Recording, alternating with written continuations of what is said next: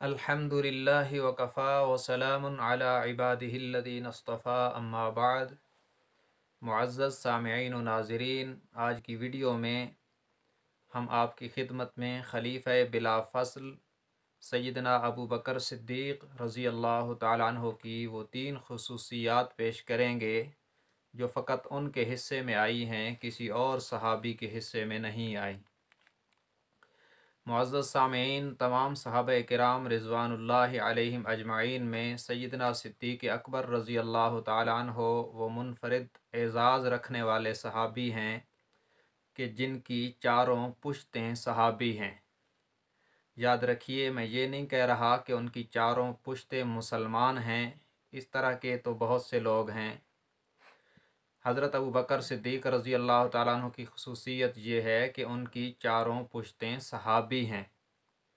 حضرت ابو بکر صدیق رضی اللہ عنہ کے والد ابو قحافہ عثمان بن عامر بھی صحابی ہیں۔ حضرت ابو بکر رضی اللہ تعالیٰ عنہ خود بھی صحابی ہیں۔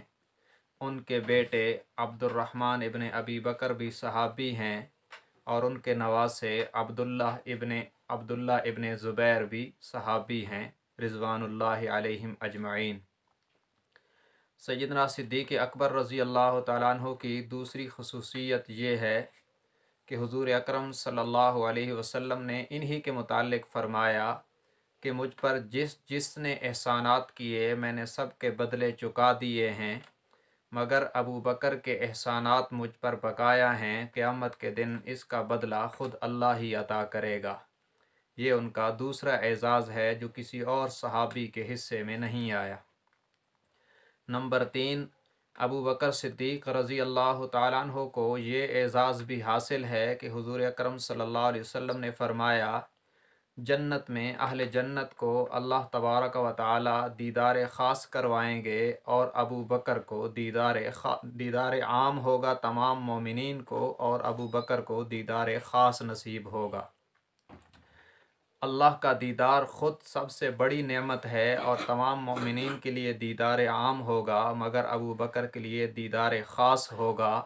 یہ بھی تمام صحابہ کرام میں واحد اعزاز ہے جو حضرت ابو بکر صدیق رضی اللہ عنہ کے حصے میں آیا، کسی اور صحابی کو نہیں ملا۔